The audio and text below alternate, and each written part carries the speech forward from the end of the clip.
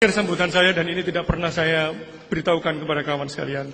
Saudara sekarang sudah lulus jadi sarjana dan magister dan dari alim madya. Tapi apakah saudara yakin bahwa saudara akan bisa menjadi sukses? Belum tentu, saudara sekalian. Masih panjang jalan saudara. Lalu apa Pak untuk menjadi sukses? Saya kasih tahu saudara, dan ingat saudara sudah pernah kasih saya tahu ini. Kuncinya kalau saudara mau sukses adalah patuhi kedua orang tua kalian. Banggakan kedua orang tua kalian. Orang tua kalian yang saudara wafat, doakan di setiap sholat saudara. Yang masih hidup jangan pernah dibuat menangis.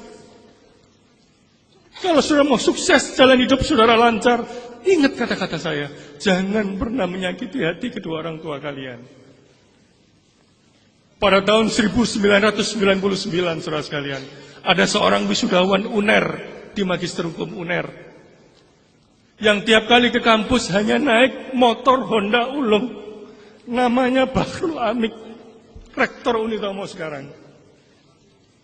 Pada tahun 1999 saya diwisuda dalam forum yang sama ini. Ibu saya hadir di tengah-tengah seperti hadirin sekalian di situ. Dan ketika saya selesai wisuda, ibu saya mengatakan, "Nak, Ibu tadi nangis dan berdoa saat kamu dipanggil namamu. Ibu berdoa mudah-mudahan suatu saat kamu ganti menjadi orang yang mewisuda mahasiswanya." Dan 99 ibu berdoa seperti itu, sekarang beliau sudah wafat. Tahun 2013 baru dikabulkan oleh Allah dan saya dilantik menjadi rektor Unitomo. Bukan itu yang ingin saya sampaikan kepada saudara. Yang ingin sampaikan kepada saudara adalah bagaimana cara Allah mewujudkan doa atau mengabulkan doa seorang ibu ini yang amazing dan luar biasa. Saya ini dosen Universitas Putra Bangsa saat itu, bukan dosen Unitomo. Cara Allah mengabulkan doa seorang ibu adalah dibuatlah UPB itu kemudian dialih kelola oleh Universitas Pelita Harapan. Dibuatlah Unitomo gonjang-ganjing saat itu. 2002 sampai 2009 gonjang-ganjing Unitomo.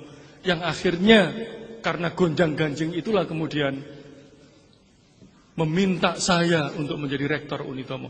Kalau tanpa upaya besar Allah untuk membuat cobaan pada Unitomo dan UPP dan merealisasikan doa seorang ibu yang menangis saat anaknya diwisuda, tentu tidak akan terwujud saya berdiri di hadapan saudara sekalian ini. Maka sekali lagi saudara sekalian para wisudawan, pesan saya kalau mau hidup diridhoi Allah, maka mintalah ridho kedua orang tua kalian. Jangan pernah ada alumni Unitomo yang kemudian menggugat ibu kandungnya seperti yang terjadi di Jawa Barat. Saya tidak rela menjadi rektor Unitomo menantang ijazah saudara kalau ada pengacara Unitomo menerima kuasa dari seorang anak yang menggugat ibunya. Na'udzubillah min dzalik. Saya kira itu yang bisa saya sampaikan pada momentum ini saudara sekalian. Sekali lagi selamat dan sukses, dan saya akhiri. Assalamualaikum warahmatullahi wabarakatuh.